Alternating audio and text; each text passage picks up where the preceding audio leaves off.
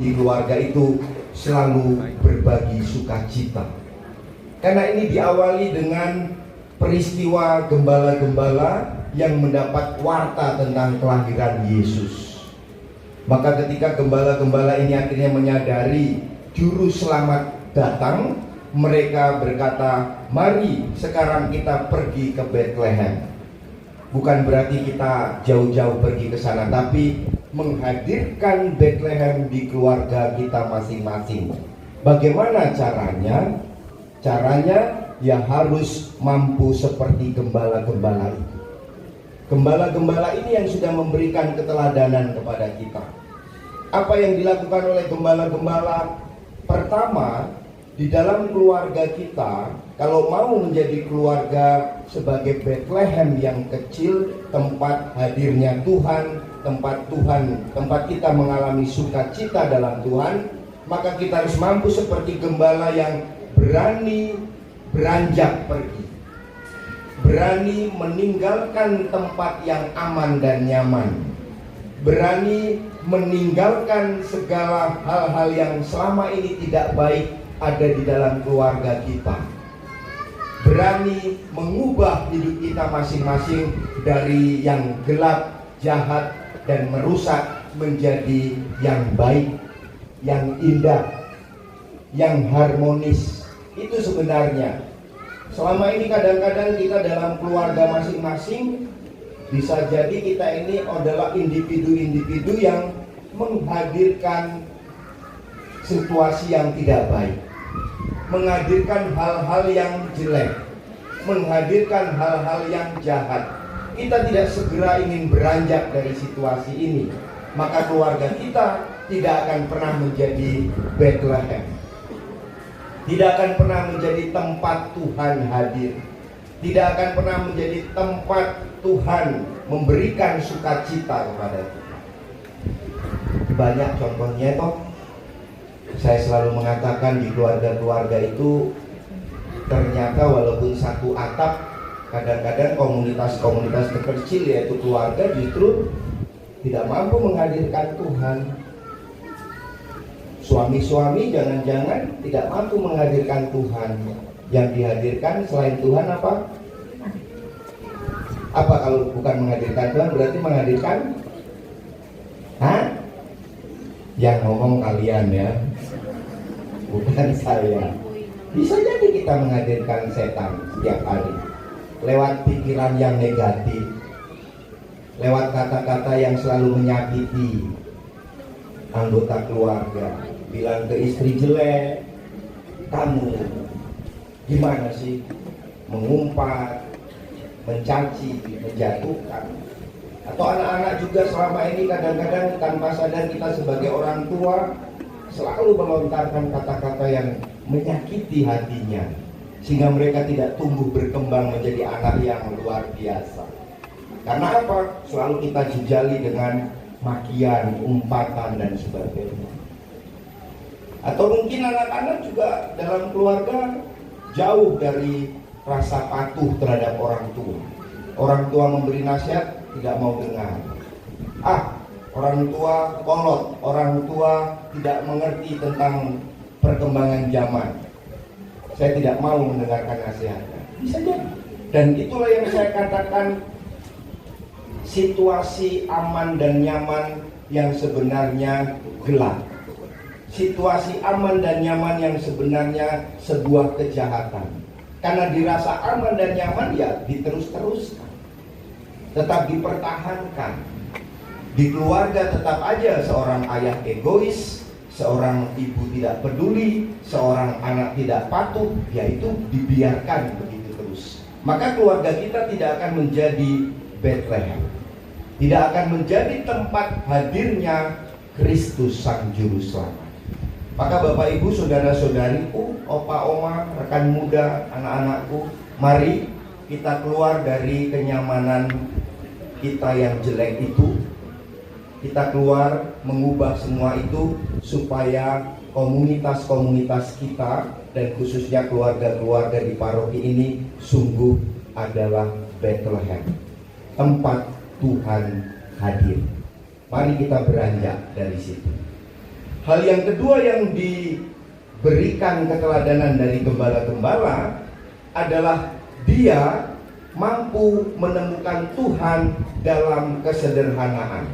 Waktu gembala-gembala datang dan akhirnya menjumpai Yesus sang juru selamat, dia melihat Yesus ada di dalam palungan kandang yang sederhana.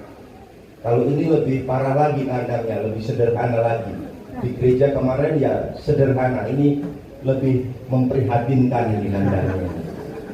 Kayaknya niat apa enggak ini dekorasi kandang Natal ini.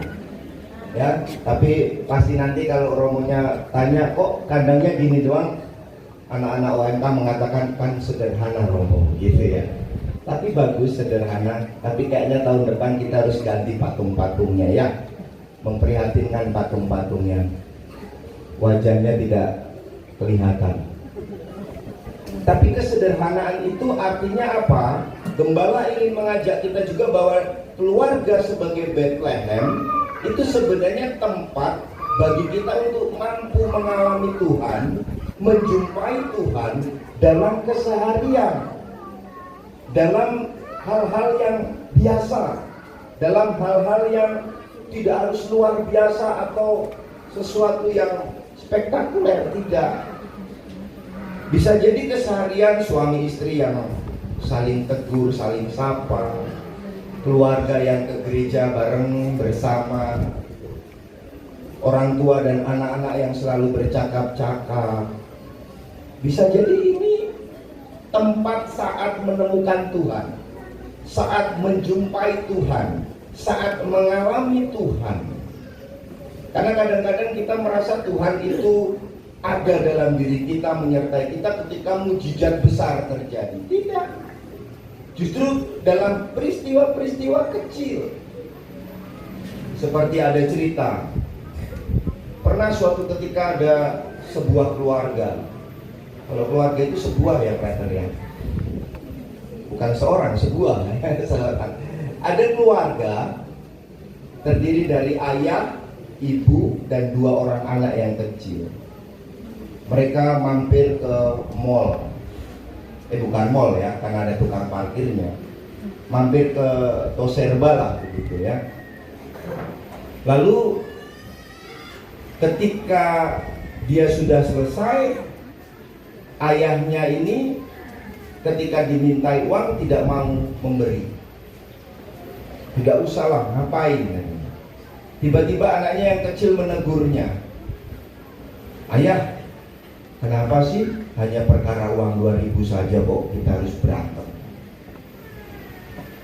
Teguran dari seseorang yang mungkin tidak kita perhitungkan selama ini, tapi itu begitu mengetuk hati. Kadang kita sebagai orang tua itu merasa paling hebat, paling pintar, sehingga justru sulit sekali mengalami kasih dan kebaikan Tuhan. Sulit sekali menjumpai Tuhan lewat hal-hal kecil dan sederhana. Justru dia diingatkan oleh anak, masa sih ya hanya perkara uang 2.000 aja kok sampai ribut. Nah ini bapak-bapak yang selalu ribut perkara 2.000 langsung nunduk ya. Makanya jangan kolektor lagi uang 2.000 untuk parkir. Kalau kolektor jangan 2.000, 10.000 lah minimal.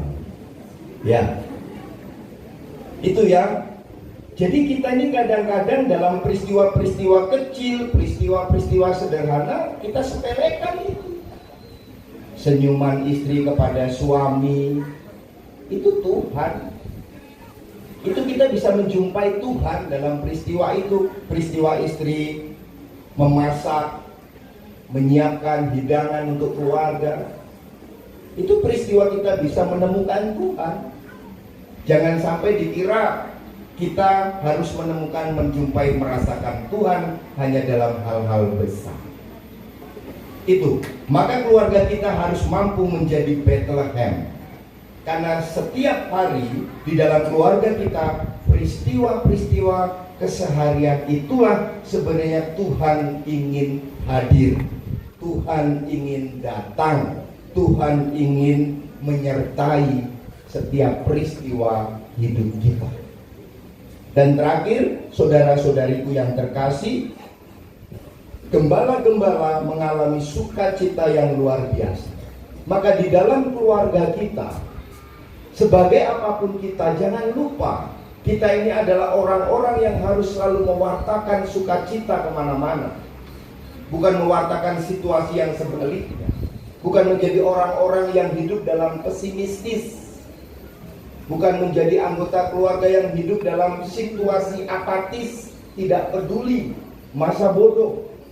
Kita harus justru menjadi orang-orang yang bersukacita, yang tampak dalam kehidupan yang selalu positif, optimis, pikirannya sehat, mau maju dan berkembang. Kalau keluarga-keluarga kita seperti itu, maka itulah keluarga yang sukacita. Itulah Bethlehem. Itulah keluarga-keluarga yang diberkati. Jadi kita hari ini betul-betul diteladani oleh gembala-gembala itu untuk menghadirkan Bethlehem di rumah kita masing-masing. Maka Natal kali ini saya mengajak kita semua, saya, Pastor Paroki Romo Markus dan Frater Milat sebagai sebuah komunitas tim pastores juga ingin menghadirkan Bethlehem itu di sini. Saya juga mengundang keluarga-keluarga di paroki ini juga menjadikan keluarga-keluarga kalian adalah Bethlehem ini. Sehingga kita betul-betul mampu menemukan Tuhan, mampu mengalami Tuhan, dan betul-betul akhirnya mengalami sukacita di dalam Natal. Semoga Natal tidak hanya sekedar ritual yang kita lalui setelah itu selesai, tapi hari ini keluarga-keluarga, siapapun kita semua mau sungguh-sungguh berubah, mau sungguh-sungguh mengalami dan memaknai Natal sebagai kasih dari Allah yang luar biasa kepada kita. Maka jadi orang Katolik dimanapun kapanpun bersukacita. Hari ini keselamatan sungguh telah datang. Amin.